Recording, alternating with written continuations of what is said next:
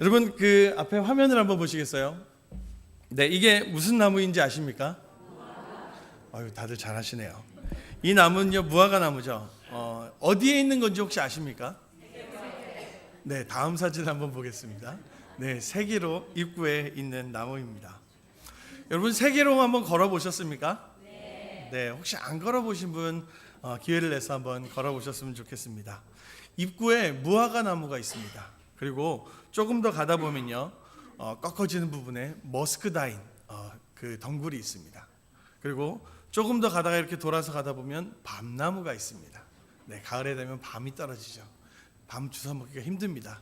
저보다 빨리 가신 분들이 계셔가지고요. 네, 그리고 좀 더 돌다 보면요 뽕나무가 있습니다. 뽕나무 오디가 바닥에 떨어져 있고 막 그렇죠. 네, 아마도 페이필에서 아마 최고의 산책로가 아닐까 그렇게 생각이 됩니다. 게다가 네 바퀴를 돌면 딱 1마일이에요. 계산하기도 참 좋습니다.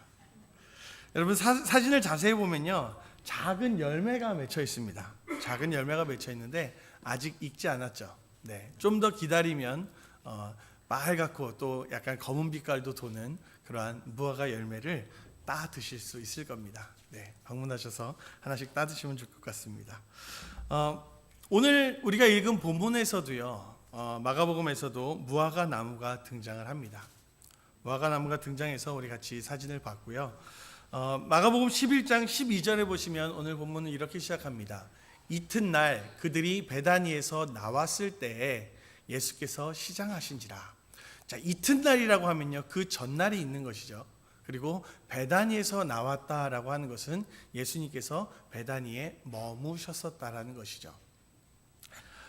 베다니에서 나왔다고 하는데 무슨 일이 있었냐면요 11장 초반부에 보시면 예수님께서 감람산에 있는 베다니에 도착하게 됩니다. 베다니는요 감람산 꼭대기 부근에 위치해 있는 한 도시입니다. 그래서 도착하셔가지고요 제자 둘을 건너편에 있는 마을로 보내십니다.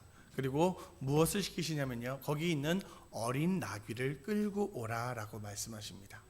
그래서 그 어린 나귀를 끌고 와서 예수님께서 그것을 타시고 예루살렘에 입성하게 되시죠.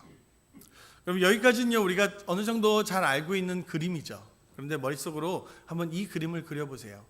어린 나귀를 탑니다. 나귀라는 것 자체가 그렇게 말처럼 훌륭하게 멋지게 생기지 않았습니다. 좀 작죠. 조금 다리도 짧죠. 그런데 거기에다가 어린 나귀라고 하면 예수님께서 그 어린 나귀를 타셨을 때 모습이 그렇게 보기 좋지는 않았을 겁니다. 그리고 나귀가 다리가 짧기 때문에 예수님의 다리가 땅에서 겨우 조금 떨어져서 있었겠죠. 그런데 지금 감람산 베다니, 벳박의 이쪽이라고 하는데 거기서 예루살렘 성까지는요 2마일 정도의 거리가 됩니다. 그리고 그 사이에는 기드론이라는 골짜기가 있어요. 그러면 골짜기를 내려갔다가 올라가야 되는데 그 어린 나귀를 타고 간다라는 것이죠. 그러면 여러분 편할까요? 오히려 더 불편할까요? 아마도 오히려 더 불편할 수도 있어요. 그 경사길을 그 작은 나귀를 타고 그렇게 가게 되니까요. 11절에는요 이렇게 기록되어 있습니다. 예수께서 예루살렘에 이르러 성전에 들어가사 모든 것을 둘러보시고 때가 이미 저물매 12제자를 데리시고 베다니에 가시니라. 지금 베다니에서 출발해서요 지금 그 기드론 골짜기를 지나서 예루살렘에 도착했습니다. 그래서 성전을 둘러보셨습니다. 그리고 때가 이미 저물어서 다시 돌아오시죠. 베다니로 다시 돌아오십니다. 예수님께서 공생애를 하는 기간 동안 예수님께서는 집이 따로 없으셨습니다.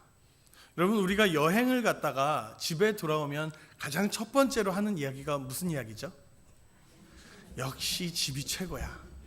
네, 이게 저에게만 해당되는 게 아니라 모든 분들이 다 공감하는 내용이시죠. 바깥에 돌아다니고 집에 들어오면 아유 집만큼 편한 데가 없네 라고 그렇게 이야기를 하죠. 그런데 예수님께서는요 공생의 기간 동안 3년이 넘는 기간 동안 집이 없으셨습니다. 계속 다른 곳에서 이곳저곳 옮겨 다니시면서 예수님께서 공생애를 하셨죠. 아마 몸도 피곤하셨을 것이고 잠자리도 불편했을 것입니다. 그리고 딸린 식구들 제자들이 12이나 따라다닙니다. 일을 하는 것도 아니에요. 누군가의 공개를 받으며 누군가 대접하는 것들을 먹으며 잠자리도 정해진 곳이 아니라 이곳 저곳에서 예수님께서는 그렇게 생활을 하셨다는 것이죠. 그리고 지금 예수님께서 가는 길은요, 십자가에 못 박히시기 위한 십자가의 길을 향하여 나아가고 계십니다. 그런데 여러분 보시면요, 예루살렘을 간다라고 표현을 할 때 성경에서 보통 뭐라고 표현하냐면요, 예루살렘으로 올라간다라고 이야기합니다. 시편에도 보면요, 성전에 올라가는 노래라고 그렇게 이야기합니다. 그것은요, 예루살렘이 꼭대기에, 산 꼭대기에 위치했기 때문이죠. 11장 전에 10장에서 예수님께서 여리고를 방문하시는 내용이 나옵니다. 그리고 여리고로부터 예루살렘 성까지는요, 거리가 어느 정도 되냐면요, 약 14마일 정도 떨어져 있습니다. 14마일을 예수님께서 결국은 어떻게 가시는 것이죠? 걸어서 가시는 길이시죠. 그런데 그건 그러니까 거리입니다. 높이 차이는 어떻게 되냐면, 높이는요 3,300피트가 차이 납니다. 여리고에서 예루살렘까지 3,300피트가 차이가 난다고요. 그러면 그 14마일의 길이 산길로 14마일을 걸어가야 된다는 것이죠. 여러분 이해가 잘 되십니까? 네, 그래서 제가 그림을 준비했습니다. 그림 한번 보시죠. 지금 이쪽 옆에 있는 부분이 여리고입니다. 여리고에서 출발해서 저 끝에 예루살렘까지 가는 것이죠. 그리고 그 바로 앞에 있는 감람산이라는 언덕이 보입니다. 네, 지금 예수님께서 감람산에 있는 베다니에 머물고 계시죠. 베다니에서 그 기드론 골짜기를 지나서 예루살렘으로 가셨다가 또다시 기드론 골짜기로 돌아와서 그렇게 이마일을 걸어 다니시면서 그렇게 생활을 하시는 것이죠. 자, 그러면요, 이 산을 이렇게 올라다니고 계속해서 그렇게 다닙니다. 보기만 해도 힘이 드시죠. 아유, 저기를 어떻게 매일 왔다 갔다 할까? 저기를 어떻게 다닐까? 자, 힘든데 그것뿐 아니라 또 아마 배고픈 길일 겁니다. 또 이것저것 먹을 것도 구해야지 되고요. 오늘 본문에서 예수님께서 배가 고프셔서 굶주려서 이렇게 표현하진 않고요. 예수님께서 무엇이 있나 보러 가시려고 지금 무화과 나무에 다가가십니다. 그런데 성경에 이렇게 표현되어 있습니다. 잎사귀가 있는 무화과 나무. 아까 우리가 사진으로 보셨죠? 잎사귀가 굉장히 넓습니다. 마치 손 모양 같이 돼서 굉장히 넓어서요, 그 잎사귀가 모든 것들을 덮고 있습니다. 잎사귀가 무성한 나무죠. 그런데 그곳에 갔는데 예수님께서 열매를 얻으셨나요? 못 얻으셨나요? 잎사귀밖에 없는 겁니다. 그래서 예수님께서 어떻게 하시냐면요, 마가복음 11장 14절의 말씀입니다. 예수께서 나무에게 말씀하여 이르시되 이제부터 영원토록 사람이 내게서 열매를 따먹지 못하리라 하시니 제자들이 이를 듣더라. 예수님께서 나무를 저주하시죠. 그리고 제자들이 그것을 듣습니다. 그리고 이 말씀의 후반부에 보시면요, 그 나무는 어떻게 되냐면요, 이튿날 아침에 지나갈 때에 무화과 나무가 뿌리째 말랐다라고 그렇게 기록되어 있습니다. 예수님이 저주하시고요, 그 다음날 지나갈 때 보니까 나무가 말랐는데 뿌리까지 마른 거예요. 여러분, 열매를 얻을 만한 무화과 나무면요, 그리고 잎이 무성한 나무면요, 꽤 큽니다. 우리 저 밖에 있는 나무, 그것이 하루 만에 뿌리까지 말라버렸다는 거죠. 그런 일이 일어났다는 거죠. 이것을 보고요, 버드런트 러셀이라는 사람은요, 예수님을 참 성격이 안 좋은 분이다라고 이야기합니다. 이 사람은 무신론자인데요, 아이고, 예수님이 이러니까 내가 기독교를 안 믿는 거야. 예수님의 성격이 이렇게 안 좋으니까 내가 기독교를 안 믿는 거야 라고 그렇게 이야기합니다. 이 사람은요, 노벨 문학상을 수상한 사람입니다. 그리고 20세기에 가장 영향력 있는 백인 중에 한 사람입니다. 여러분 다 알고 계시죠? 네, 모르셔도 괜찮습니다. 네, 예수님께서 비판받을 만한 이유가 성경에 더 기록되어 있는데요, 그것이 무엇이냐면요, 마가복음 11장 13절의 후반부입니다. 멀리서 잎사귀 있는 한 나무를 보시고 혹 그 나무에 무엇이 있을까 하여 가셨더니 가서 보신즉 잎사귀 외에 아무것도 없더라. 빨간 글씨로 뭐라고 되어 있죠? 이는 무화과의 때가 아님이라. 무화과의 때도 아닌데 무화과 나무에 가서 무화과를 찾으셨어요. 그리고선 열매가 없다고 저주하십니다. 그리고 성경에서 이어져서 나오는 내용은 무엇이냐면요, 바로 예수님께서 무화과를 저주하신 이후에 성전에 들어가셔요.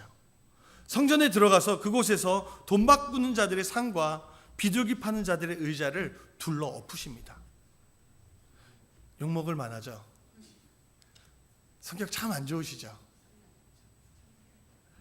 그리고 말씀하십니다. 내 집은 만민이 기도하는 집이라 칭함을 받으리라 하지 아니하였느냐. 너희는 강도의 소굴을 만들었도다. 이렇게 말씀하시죠. 이 말씀은 무엇이냐면 성전이 성전다워야 되는데, 성전이 하나님께 제사드리고 하나님 앞에 기도하는 공간이 되어야지 되는데, 이 성전이 무엇같이 보인다고요? 상업하는 강도의 소굴처럼 보인다라고요. 그러니까 세상의 사람들이 이야기를 하는 겁니다. 예수님 성격 참 안 좋아. 여러분, 성전은요 총 3번의 성전을 짓습니다.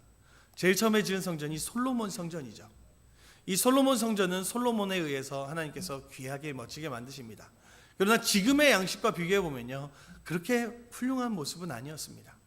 그리고 두 번째 성전은요 포로 생활에서 돌아온 이들이 힘들게 지은 스룹바벨 성전입니다. 이 스룹바벨 성전은요 보기에도 좀 약해 보였습니다. 그리고 지금 시대는요 헤롯이 분봉왕이 되어서 예루살렘 지역을, 이스라엘 지역을 다스리고 있습니다. 그런데 이 분봉왕은요 그 지역에 사는 사람들의 칭찬을 많이 받아야 돼요. 다스리는 사람이니까요. 그래서 이 분봉왕 헤롯이 스룹바벨 성전을 중건을 합니다. 보완을 해줘요. 그래서 더 크고 더 멋지게 훌륭하게 만들어줍니다. 그리고 그렇게 된 상황 가운데 그곳에서 매매하는 일들이, 그리고 돈 바꾸는 일들이 일어나게 된다는 것이죠. 이 모습은 무엇이냐면요 바로 훌륭해진, 더 커진 예루살렘 성전의 겉모습을 이야기하고 있다는 것입니다. 말씀을 정리해 보면요 왜 무화과의 때가 아닌 무화과 나무를 예수님께서 저주하셨을까? 왜 그러면서 비난받을 만한 그러한 글을, 내용을 성경에 기록해 놓으셨을까?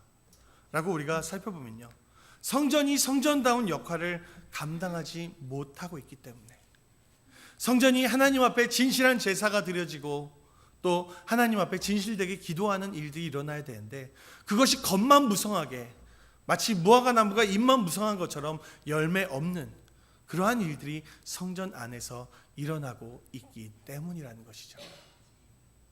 이것이 바로 우리의 믿음이 아닐지요, 우리의 신앙생활의 모습이 아닐지요. 겉만 무성하고 번지르르하고 그러나 실제적인 그 모습은 없는 그러한 신앙생활이 아닌지 우리의 모습을 한번 돌아봐야지 될 것입니다. 성경에 수많은 율법이 등장합니다. 성경에 수많은 율법이 등장해요. 지켜야 될 것들이죠. 그리고 우리의 삶에도 수많은 법들이 있습니다. 꼭 지켜야 되는 법이 있죠. 지키지 않으면 벌금을 내고 지키지 않으면 잡혀가는 그러한 법이 있습니다. 그리고 또 사회법이라고 불리는 것, 사회적인 통념 안에서 지켜야 되는 법이 있죠. 지키지 않아도 벌금은 내지 않고 지키지 않아도 잡혀가진 않지만 일반적으로 지켜야 되는 사회법들이 있습니다. 예를 들면 인도에 가면요 왼똥오밥이라는 말이 있습니다.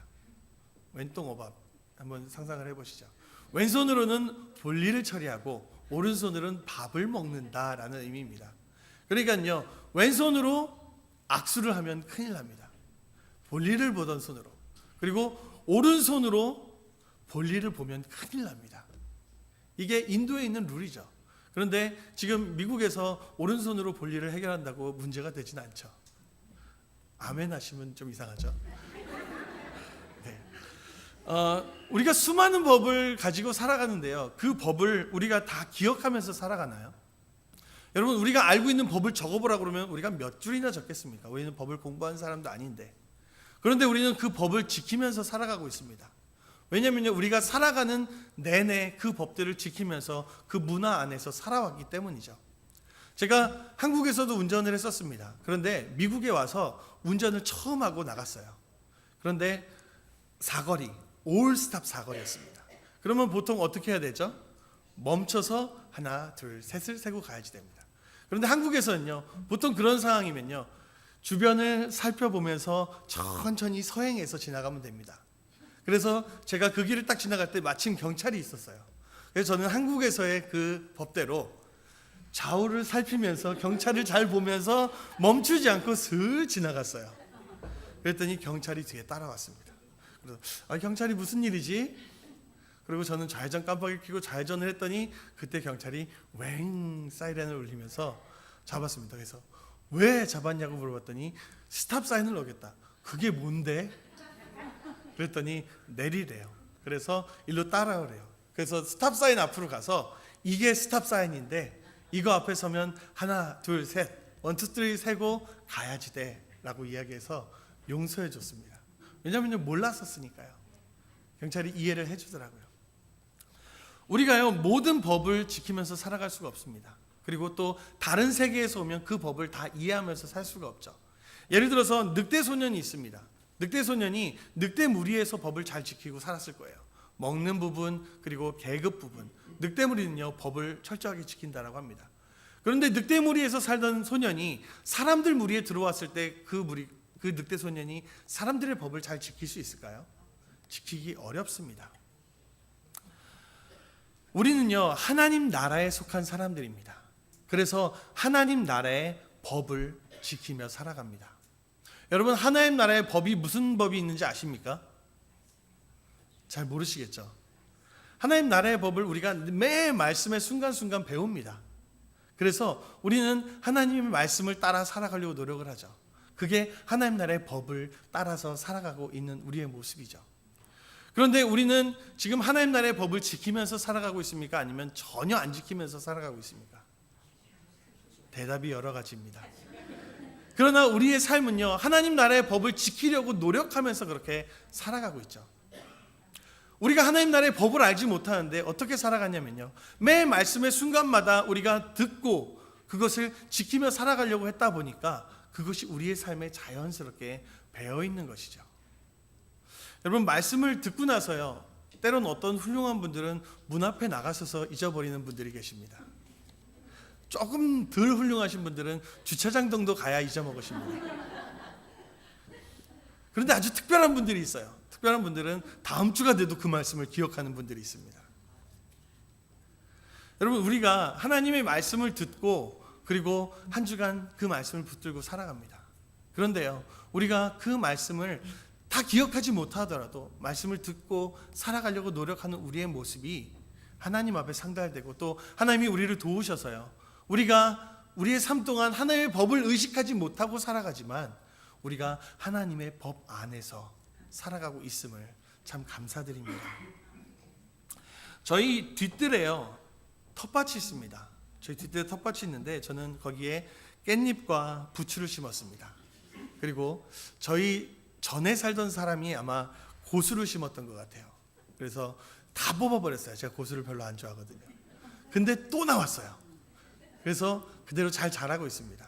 그런데 어느 날인가 한쪽 구석에 보니까 정체 모를 떡잎이 하나 나와 있어요. 떡잎이 여러 개가 나와 있습니다. 그래서 저게 무슨 떡잎이지? 어쨌든 그것도 전에 사람이 심어놨던 건가 보다. 그렇게 하고선 물을 좀 주면서 있었어요. 그런데 그 모습이 어디선가 본 듯한 모습으로 변해갑니다. 그러다가 생각해 봤더니 저희 와이프가 집에서 수박을 반을 잘라 먹고 나머지 반통을 냉장고에 넣어놓지 않았어요. 그래서 다음날 먹으려고 하니까 상한 것 같아서 괜히 먹으면 탈날까봐 저 밭에 거름이라도 줘야겠다 라고 해서 가서 수박을 엎어놓았던 그 자리에 싹이 나왔던 거예요. 지금은요 물을 주고 그래서 쭉 덩굴이 뻗어져 나갔습니다. 와 할 거 중요한 것들이 아닌데. 네, 회필 날씨가 참 덥죠. 그래서 식물에 물을 주러 나갑니다. 물을 주고 좀 이따 뒤돌아서면요 또 땅이 어떻게 돼 있어요? 바짝 말라 있죠. 그런데 물을 주기 전에는요 그 식물들이 고개를 푹 숙이고 있습니다. 그런데 물을 주고 나면요 땅은 다시 말랐지만 그 잎들이 쫙 날개를 펴고 그렇게 있죠. 그 모습은 무엇이냐면요 다 없어진 것 같지만 그 식물들이 그것을 먹는다라는 거죠. 없어질 것 같으니까 물을 아예 안 줘보세요. 그러면 결국 그 식물은 죽게 되어지죠.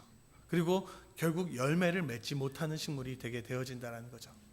우리가 날마다 말씀을 듣고 새로운 말씀을 들으면서 그렇게 살아갑니다. 그런데 우리가 그 말씀을 다 기억하고 살아가나요? 그렇지 못하죠. 그러나 우리가 그 말씀을 듣고 또 조금씩이라도 하나님 앞에 그 말씀을 지키기 위해 노력하며 살아갈 때 우리가 하나님의 은혜 안에 살아가는 사람이 될 줄로 믿습니다. 에베소서 5장 1절에 보면 이런 말씀이 기록되어 있습니다. 그러므로 사랑을 받는 자녀같이 너희는 하나님을 본받는 자가 되고 라고 이야기합니다. 하나님을 본받으라고 이야기하고 있죠. 본받는 것을요, 좀 더 쉬운 말로 표현하면요, 닮아가는 것입니다. 예수 그리스도를 닮아가는 우리의 모습, 그것이 하나님이 원하시는 모습이죠. 닮아간다는 말이 또 다른 표현이 있어요. 무엇이냐면 흉내낸다라는 표현이 있죠. 여러분, 흉내내는 것과 닮아가는 것은요, 좀 차이가 있습니다. 흉내내는 것은요, 그 사람의 겉모습을 따라하는 것이죠. 그런데 닮아가는 것은요, 우리의 성품과 우리의 속사람과 관련이 있습니다. 흉내내는 것은요, 본질을 담는 것이 아니라 보여지는 부분만 그렇게 따라하는 것이죠. 그래서 연예인을 따라하는 그 모습을 볼 때 우리는 뭐라고 표현하냐면 연예인을 따라한다, 연예인을 흉내낸다 라고 그렇게 이야기합니다. 그런데 오랜 세월을 같이 산 부부를 보고 우리는 뭐라고 하냐면요, 부부가 닮았다라고 그렇게 표현을 하죠. 생각도 같아지고 성품도 비슷해집니다. 따라하는 것, 또 흉내내는 것, 그것이 바로 입만 무성한 무화과 나무의 모습이 아닐까요? 본질을 상실한 성전의 모습이 아닐까요? 혹 우리의 모습이 겉모습만 번지를 하고 믿는 자의 크리스찬으로서의 겉모습으로만 그렇게 살아가고 있으면서 흉내만 내고 입만 무성한 그런 모습이 혹 우리의 모습은 아니지요. 우리의 모습을 돌아봐야 될 줄로 믿습니다. 우리가 겉으로만 따라가는 것이 아니라 정말 중심으로 하나님을 닮아가길 원하는 우리의 삶이 되기를 원합니다. 날마다 매 주마다 매 순간마다 우리에게 주시는 하나님의 말씀을요, 우리가 지키려고 노력하면요, 그것이 우리의 삶의 영양분이 될 줄로 믿습니다. 그래서 우리의 삶 가운데 하나님의 형상을 닮아가고 하나님의 말씀을 따라 하나님의 나라의 법 안에서 살아가는 우리의 삶이 될 줄로 믿습니다. 그런데요, 정말로 우리가 그렇게 살려고 노력해야지 되는 것이죠. 노력해야지 됩니다. 노력하고 살아가는, 그래서 정말로 예수님의 성품을 닮아가는, 그로 인해 우리 안에 성령의 열매들이 맺어지는 그 은혜가 있기를, 우리의 삶이 되기를 주의 이름으로 축원합니다. 기도드리겠습니다. 사랑의 아버지 하나님, 감사합니다. 우리를 사랑하셔서 하나님, 우리로 하나님의 형상을 닮아서 하나님을 닮아가는 자로 삼아 주신 것 감사합니다. 하나님, 그러나 우리의 모습이 겉모습만 닮아가고 있는 모습은 아닌지요. 우리가 겉으로만 크리스찬인 척 혹 입만 무성한 무화과 나무 같은 그런 모습이 아닌지요. 성전으로서의 기능을 상실한, 크리스찬으로서의 기능을 상실한 그 모습이 혹 우리의 모습이 아닌지요. 하나님, 날마다 들려지는 말씀을 통해 우리가 그 말씀을 붙들고 살아가기 위해 노력하는 자들이 되게 하여 주시옵소서.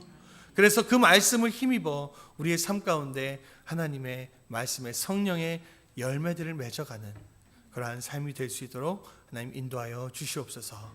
감사드리며 예수님의 이름으로 기도드립니다. 아멘.